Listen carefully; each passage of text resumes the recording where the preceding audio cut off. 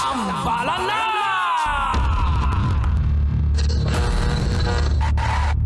Ang tambalang kumikinang. Nicole Ayala and Diego Bandido. Ang kwento. Mula sa mahiwagang Burnay. Mula sa mahiwagang Burnay.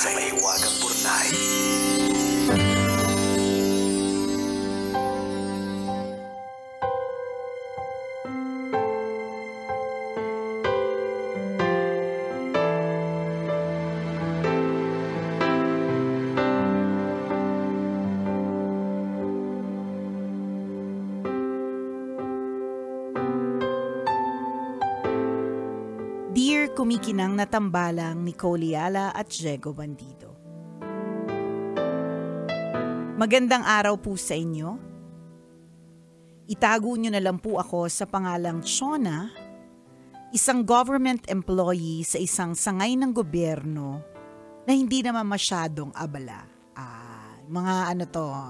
Ano bang hindi abala ngayon? Parang feeling ko nga, chill lang. Chill lang sila nga. Hindi sila yung nasa spotlight. Pero parang feeling ko, lahat ng government, lahat ng mga government offices, this December, feeling ko walang Christmas party. Oh, kasi baka mabash. Oo. Feeling ko lang naman yun. Hindi naman akong taga-control ng funds. Palagi ko lang. Anyways, ako po yung nasa front desk kung saan kadalasan, ang tanging gawain ko lang ay ngumiti, tumanggap ng mga dokumento o sumagot sa mga simpleng tanong ng mga bisita. Anyway, napasulat po ako dahil may sikreto akong hindi ko masabi sa iba. Ala, Gusto namin baka yan. mag-witness Oy! to. Witness protection program, tas government employee pa. Ano ba yan? Huwag kami bibiglain ha, mga PWD kami ha. May binibigla, ayan. Okay. May nakakahiya po kasing nangyari sa akin sa trabaho ko recently. Kung ano po yun, hayaan ninyong ibahagi ko sa inyo. Ganito po kasi. Nung isang gabi po, nagdesisyon akong tapusin ang paborito kong serye. Ito po yung seryeng matagal ko nang sinusubaybayan. Ayoko na pong isipin kung anong susunod na mangyayari kaya tinapos ko na. Dahil napuyat, inaantok po ako sa opisina. Sakto namang wala masyadong bisita nung araw na yon kaya napapikit ako. Sumabay pa yung malamig na hangin mula sa aircon na nakatutok sa direksyon ko. Hindi ko na napigil pa at tuluyan na nga akong nakatulog. Nagising na lang ako nang mahulog ako sa kinauupuan ko. Lumagapak ako sa sahig ng walang kalaban-laban at sa lakas ng bagsak ko, napatakbo sa akin yung mga kaopisina ko.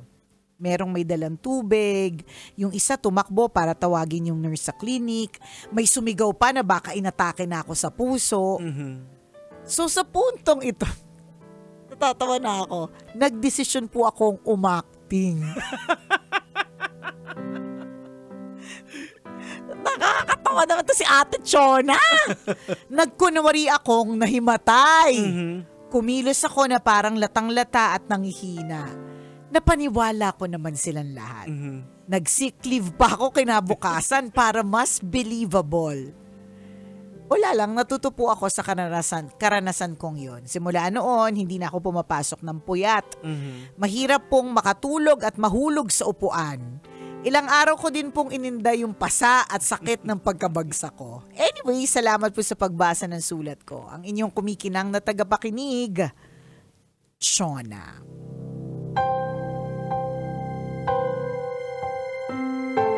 Alam mo, Chona, yung kwento mo sounds familiar eh. Oh, bakit? Parang meron na, hindi ko alam kung nag-deja vu lang ako o meron na nakapagkwento nito dito sa atin.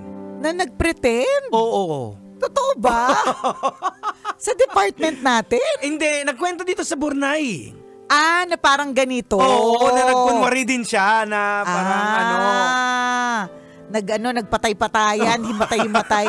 O baka yung naglasing-lasingan, iba pa yon. Ayun, iba pa yon. Basta sounds familiar.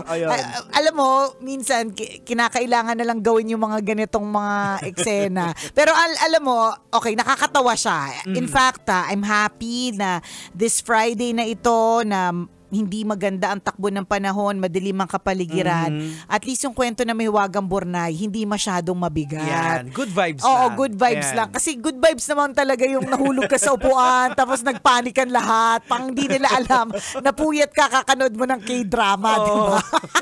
So medyo kalmado. Pero yun yung gusto din nating ipunto, na kapag nagsinungaling ka, nag-start ka with one lie, Ayan. it will become a web of lies. Tuloy-tuloy na yan. Tuloy-tuloy na yan Oo. siya. 'Di ba? Parang Ano? wala.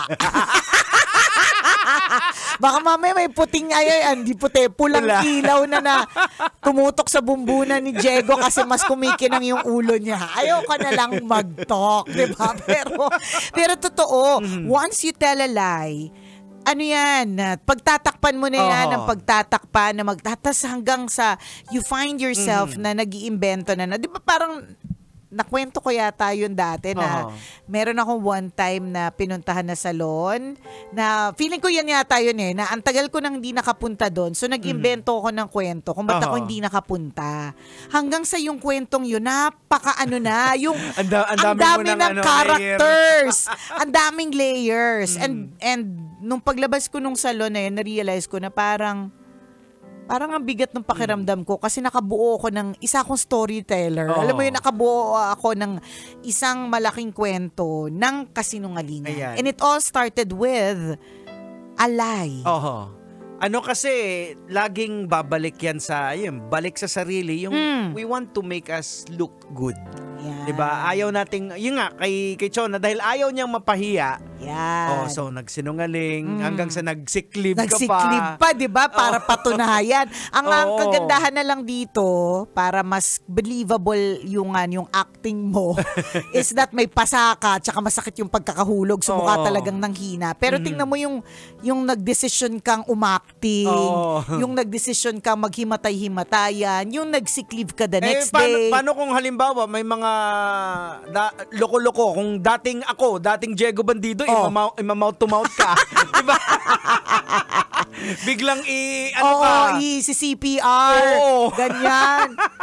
Tsaka totoo, nakakatakot kung halimbawa yung talagang in-ambulance ka pa, swineruhan ka. Dinala ka sa ambulansya, dinala ka sa emergency room. Tingnan mo yun, tas may swero, tas anday nako. Tapos nagpipretend ka pa rin na...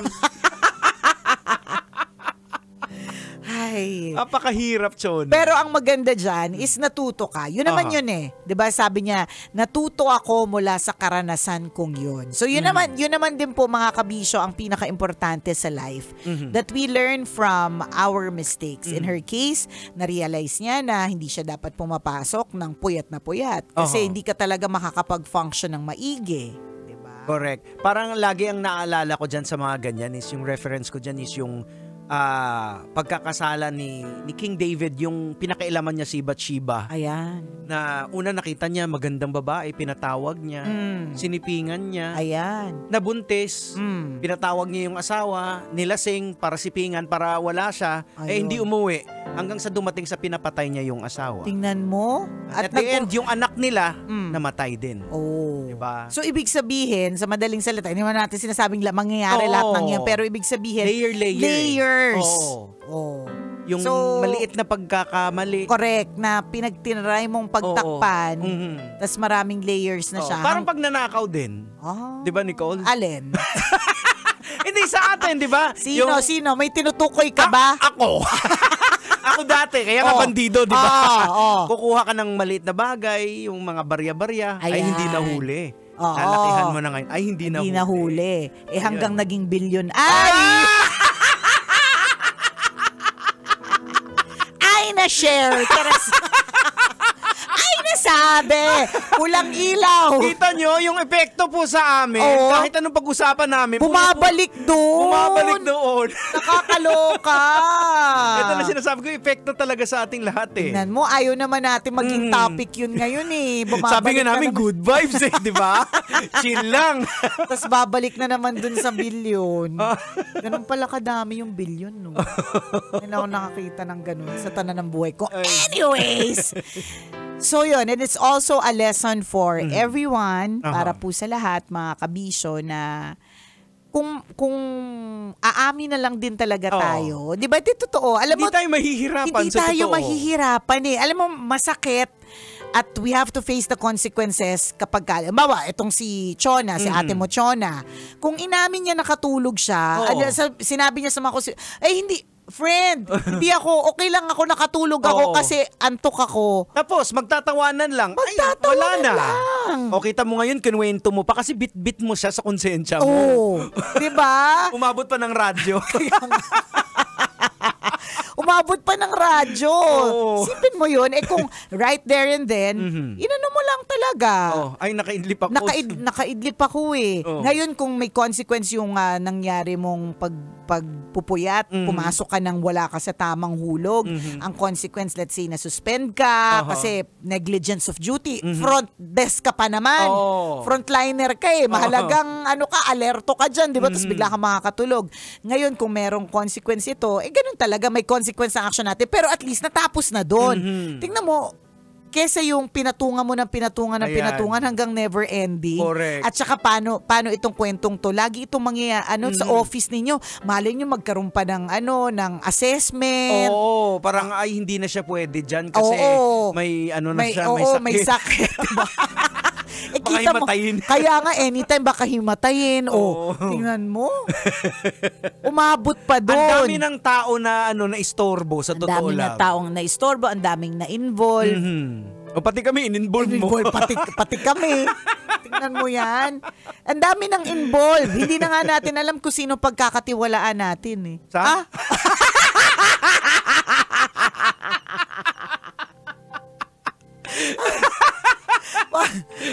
Ang dami na ngang involved, lahat nag-deny. Alin ba? Sino? Wala! Nakakaloka! Ayun lang pag talagang hindi mo hinarap yung sitwasyon na yon, talagang kakargahin mo siya. Hanggang sa matrain, ma-wired na yung brain mo na ganun, na pwedeng makalusot. Pwedeng magsinungaling. Oo, so nagiging president mo na. Hindi, tsaka alam mo kapag inallow din, eto lang sa generally, sa life, pag inaalaw po natin o pinalalagpas po natin yung mga kasinungalingan ng iba, may ambag din tayo dun eh. Correct. Yung sinabi mo kanina, Jegs, na ay, okay lang, hindi naman pinansin. Oo. Diba? Parang ilbawa, ikaw, misis, hindi mo masyadong, kahit gustong-gusto mong sabihin, natigilan na ni Mister yung pag-iinom niya, dahil hinahayaan mo na lang kasi kasayahan niya naman yan. Pero lagi na siyang lasing. Hindi iisipin niya ni Mister, okay lang naman. Di naman ako. Okay lang kay Mrs. Okay lang kay Mrs. Walang problema, di ba? Kaya hindi dapat tayo tumigil. Dapat lagi tayong alerto. At makibaka. Correct. Ay alin? Babalik na naman doon! Igil na natin to, Jacob Bandido. Ay nako, mahal natin ang ating buhay. Hindi, pero kasi 'di ba? Hindi, it's really a perfect analogy and example na pag hinayaan kasi natin, tas hindi inaalaw lang. Na mangyarit mangyari. Pikit mata talaga tayo. Alam nating may mali, parang tinolerate natin. Correct. At meron tayong, yun. May ambag accessory tayo doon. Meron tayong ambag. Alin yung topic? Hindi ko alam. Ang pulang ilaw, tandaan, walang gate sa MBC Media Group. Rekta na. Tsaka kung minsan hindi na taong ginagamit nila eh. Drone. Ay talaga. Patay tayo dyan. Nakaka-alerts. Wag na magsinungaling ha. Wag na aminin na kaagad. Aminin na agad. Kasi for all you know. Sino nga amin? Hindi ko sino man. Si Chona. Si Ayan. Chona, umamin ka na. Lahat ng mga dapat umamin na. Kung hindi, magiging web of lies yan. Oras natin, 1:39. Ako pong kumikinang naulo, Diego Bandido. Ako ang kumikinang ina mo, Nicole Yala. Kailangan pa bang i-memorize yan? Basic!